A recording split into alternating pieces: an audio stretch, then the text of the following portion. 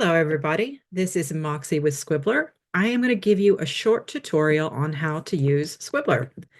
So this is your dashboard, and on your dashboard, there are many ways you can begin your projects. You'll see that I have a list of my projects under All Projects. If you want to import some work you've already started, you can use Import Document. Just make sure that you're using Microsoft Word format for your document.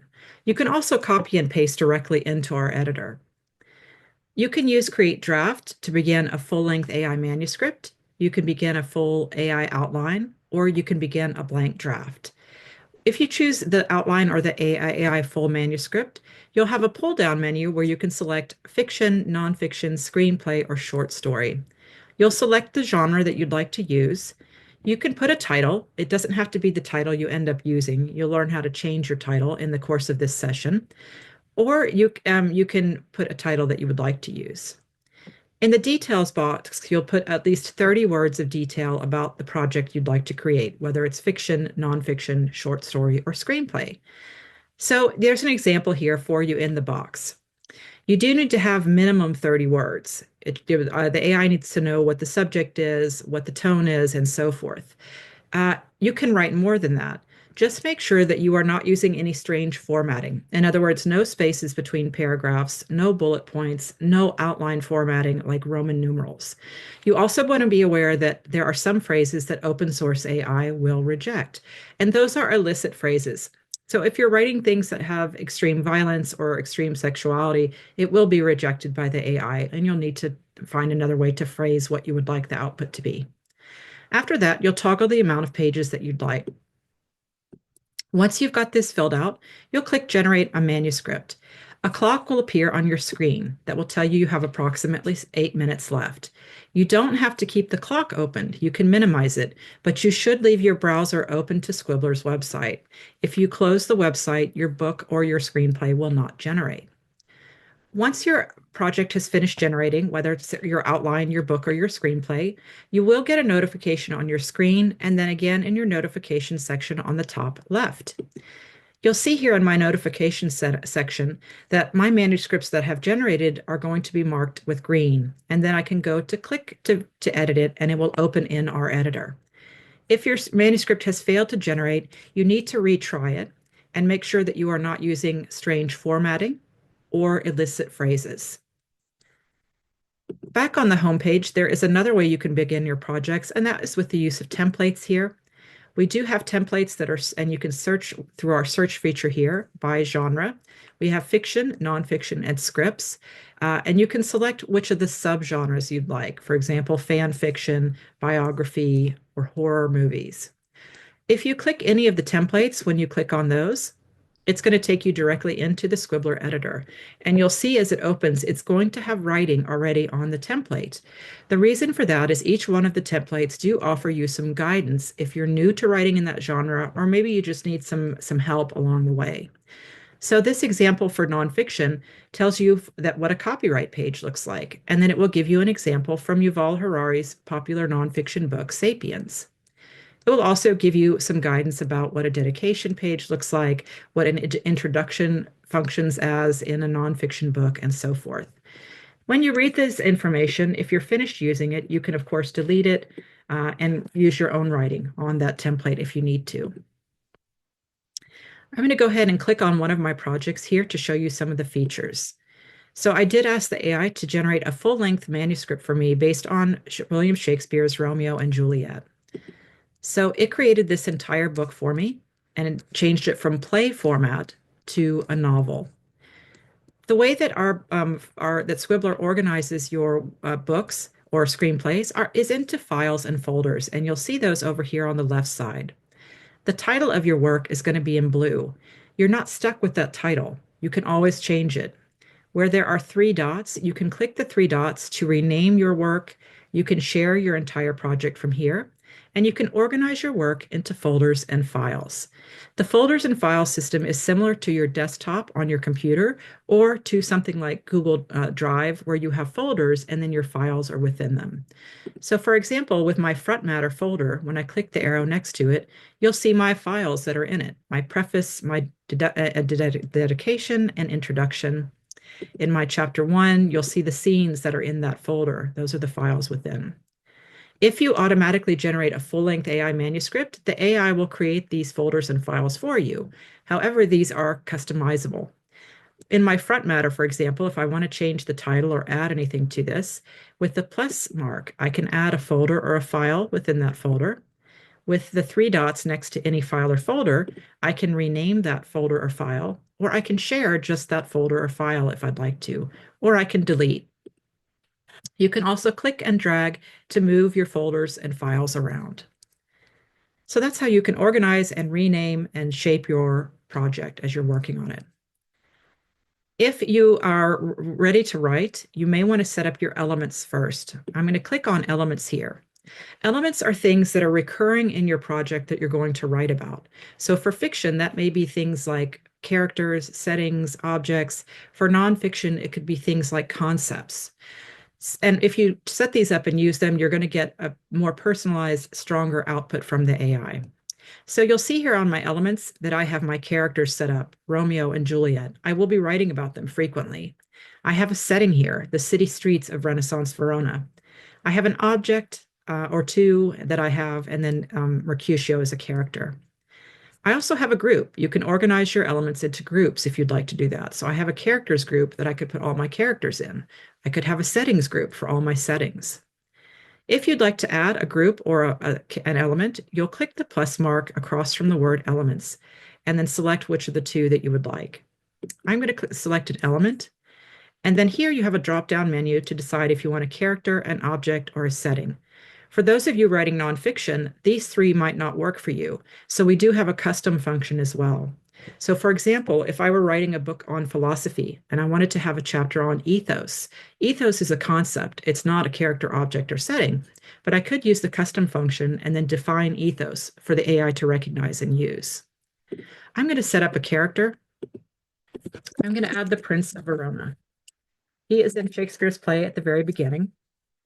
I'm going to copy my description here. You can put a nickname for your element. You can organize your element into the folders that you've set up as well. So if I wanted to add him to my characters folder, I could. You'll have a description that you put for your element. So I have the Prince of Verona is an Italian Renaissance nobleman. He is 35 years old. You would want a better description than this. This is very weak, and it's not giving the AI very much to work with. You can add attributes, and this is an infinite list. So I could put things like hair color, eye color, personality, astrological sign, anything that I feel is important to that element that I want the AI to pick up on. Once you've gotten your description of your element set up, you can ask the AI to generate an image for you. It will create 4 images that you can choose from. You can choose 1 or more to save with that element. I'm going to pick 1, and then I will click Save Image, and then save that element. Now that element is going to be added to my list of elements here on my page. If I have forgotten to add something to my element, or I have forgotten, to mention that maybe Mercutio is sarcastic, what I can do is click on any one of these, and it's going to appear on the right side. From here, I can go back and edit that element as well. So let's say that I forgot to mention that Mercutio is sarcastic, as he is in the play. I've clicked on his picture. You'll see that he shows up here. And from here, I can delete that element, or I can click Edit, and my box will come back up where I can edit and save any updated information for that element. So that's how you're going to add your elements. I'm going to go into my book now and start teaching you how to use the features of the Smart Writer. So the beginning of my book is here. And you'll see we're going to start working on the Smart Writer here, where the lightning bolt icon is on the right, where it says Smart Writer. And there are a list of AI tasks that we can ask the AI to do. So we'll go through these. The first one and the default is write, and you have the choice of auto or guided. To use the auto function, you should add the cursor where you'd like to add text. You do need approximately 20 words in front of your cursor, and that's so the AI can look at what you already have, see what the subject is, what the tone is, and then it's automatically going to predict where the narrative should go next. So I've clicked write after I've placed my cursor. And now the AI is deciding where it feels the narrative should go on this description of Romeo and Juliet. You'll see here in the Smart Writer, in the gray boxes, I have 2 options. And then there are some icons associated with those two options. We have a thumbs up and thumbs down. It is recommended that you use these options periodically during your projects because you're training the AI to be your co-pilot, and it will slowly pick up on your preferences if you use these consistently. You can insert the text. It will go where your cursor was. Or if you like the text, but you want to place it somewhere else, you can use the double page copy icon and then place that text somewhere else. I'm going to click Insert. You'll see that my text has been added here in blue. And that's because I can read it what I had before and then read the new AI generated text with my older text, see if I like it, if I feel it flows well together, and then I can click it to save it if I'd like to. So that's how you'll add the automatically generated text. Next is the guided write function. So for the guided writer, you have a lot more control over the output of the AI. So I'm going to use something I've already had set up here. You have a prompt here, and you could tell the AI what you'd like to write about.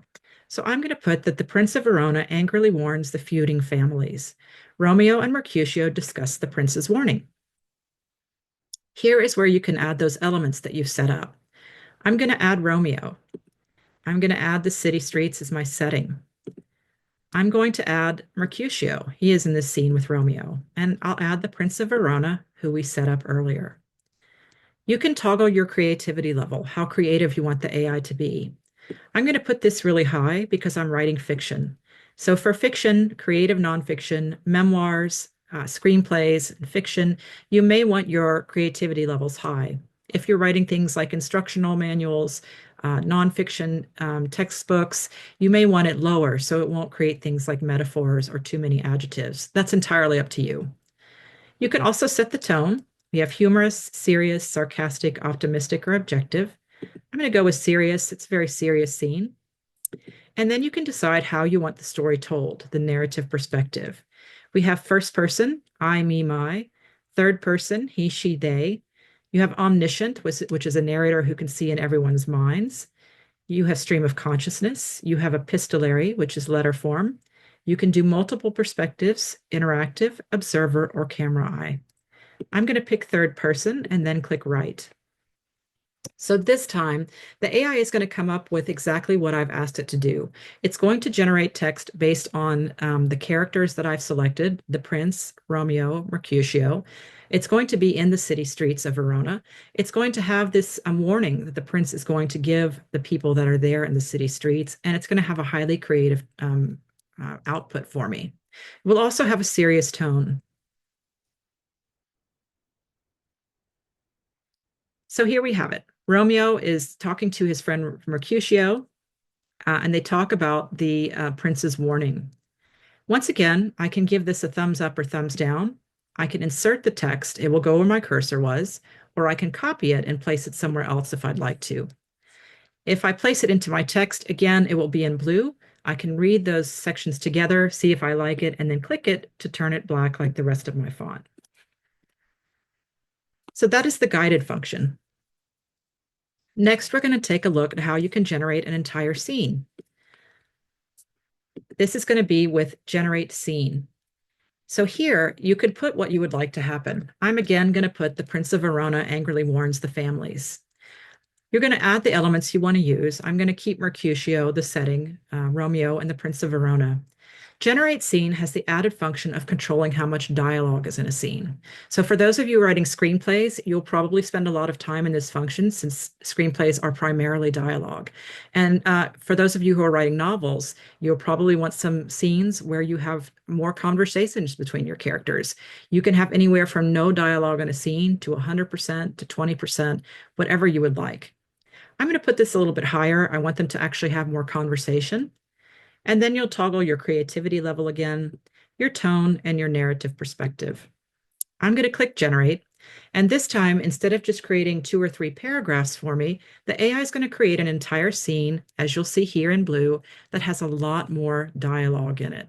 And you'll see the prince is saying another brawl, another death. He's very angry at these families for fighting. So that is generate a scene. The next function we're going to take a look at is using Visualize, which is how you can create images from the AI with your book. And because they're AI generated, you're welcome to use them. What you'll do to generate an image is to highlight the section that you would like to create an image from. When you highlight that section, you'll see a black bar is going to come up that says Rewrite, Describe, Expand, and Visualize. These are shortcut keys to functions that are in the Smart Writer over here on the right as well. But they also remind you that you need to highlight to use these functions. So I've highlighted this paragraph that I want to create an image from that's describing the marketplace in Renaissance Verona. Under Visualize, I have the option of creating an image or a short video. You can control the size of your image, and you can also control the style of image that you would like to use in your project. So you'll have a lot more control over the consistency of images that the AI is generating. I'm going to pick photographic of this description of the marketplace and then click Visualize. So now the AI is reading this description of Renaissance Italy's streets, and the text describes horses, cobblestone streets, and a marketplace. And you can see the image here has got the horses, it's got the marketplace, the cobblestone streets, and this beautiful Italian architecture in the background. And from here, I can give it a thumbs up or thumbs down. I can insert the image if I want to use it, or regenerate if I want to visualize another one. I want to show you some of the other images here just to prove a point to you. This is an image I highlighted and created an origami image of Romeo and Juliet with. And then further down, I have another image of Romeo. It's a beautiful portrait, and he's got butterflies around him because the text was describing how he was watching a butterfly. And then I have another image down here where Romeo is standing in the middle of the city streets in front of this lovely Italian architecture. It's probably striking to you that Romeo has red hair in all of these images. And the reason for that is when I defined my element and I set him up, I defined him as being a late teen young man who has red hair. So the AI is going to remember that when it creates images for me and when it creates text for me. It will occasionally allude to his auburn hair, his flame-colored hair. So that's the importance and the power of those elements. It really will give you a more personalized output. The next function we'll take a look at is rewrite. So to rewrite a section, you'll highlight the section that you'd like to rewrite. And then you have a lot of options. You have a pull-down menu where you can rephrase that section. You can ask the AI to make it shorter if you feel it's too long. You can ask it to show and not tell, which will limit some exposition. You can ask for more inner conflict. You can ask for that section to be more intense, or you can do a custom rewrite function and you'll write rewrite to and then what you would like. So if I wanted this paragraph to be simplified, I could ask the AI rewrite to simplify language, and it will do that for me. I'm going to ask it to rephrase, and you'll see here it's going to rewrite this for me in two different ways. So I have option one here, and it says here 18-year-old Romeo, his fiery red hair, a stark contrast, again showing you the power of using elements. So it's done a really good job. It's written this one paragraph two different ways for me. And from there, I can give it a thumbs up, a thumbs down, insert or copy it to suit my needs. The next function is describe. Describe is fantastic if you want to include descriptive writing in your fiction, creative nonfiction, your memoir. What you're going to do is highlight the section you'd like to use descriptive writing in. And then you'll see these six senses and the added function of metaphor. So you have sight, smell, taste, sound, touch. You'll toggle the ones that you want to use. I'm going to go with sight, smell, and sound for this description of the Renaissance marketplace. And then once I've selected the ones I want to use, I'll click describe.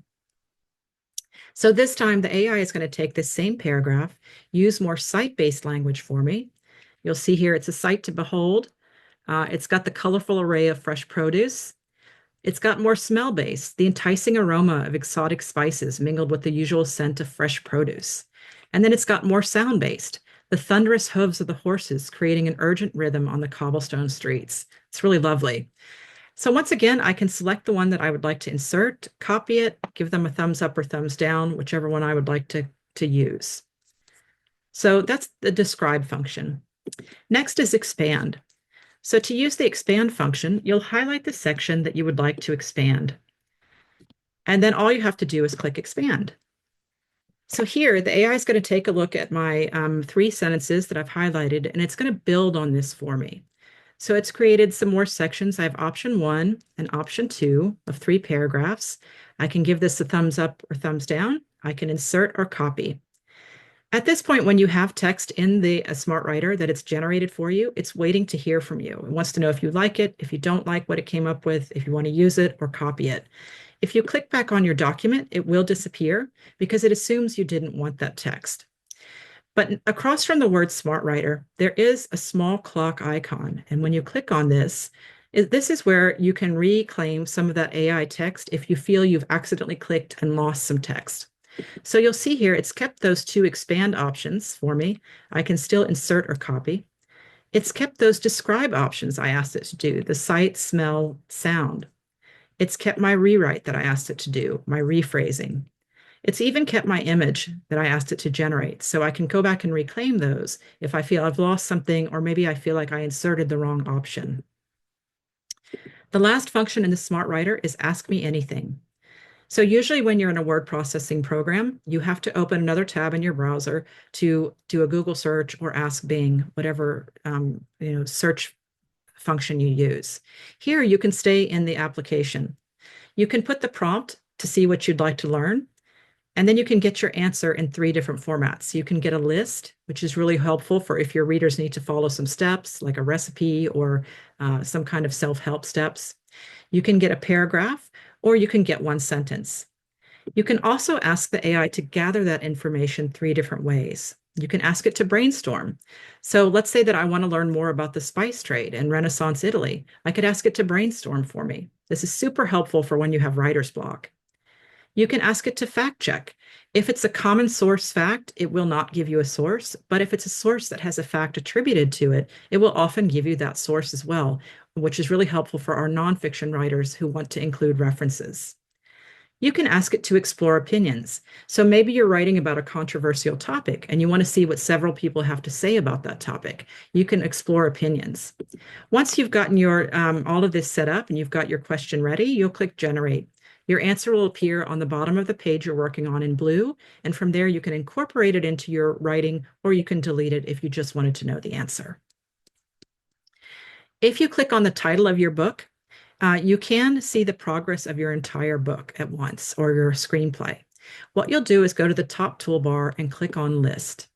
This will take you to the Project Manager page, and you'll see that there is a progress bar. You can assign people different sections. If you have an editor, a beta reader, or you're collaborating with someone, you can invite them through email. You can put due dates for each section.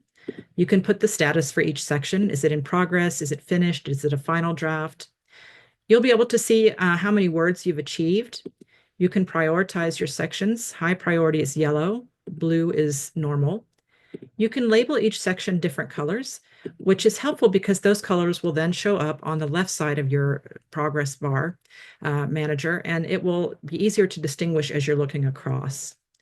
You can also rate your sections from 1 to 5 stars, which sounds a little bit strange, but this is really helpful when you're in your editing phase. For example, you can see that I really like my 1st chapter and my 5th chapter, but chapters 2, 3, 4, and 6 are not looking so good. So I can quickly see where I can spend some more time working, and maybe those are some other chapters that I don't need to spend as much time editing. I'm going to go back to the editor and show you where you can make file goals for yourself and word count goals. At the bottom of your document, there is a target icon. When you click on that, you're going to be able to make a file goal. So let's say that you are writing a fast-paced thriller and you know you want a certain amount of words approximately per each chapter. You can do that. You can set up word count goals here. If you're a writer who has a daily word count in mind that you want to reach, you can also do that. You can set the amount of words you'd like to write each day. The progress bar that shows up, the default color is blue, but you can change this color very easily. And then you'll click Show Allowance in Progress Bar, and then OK.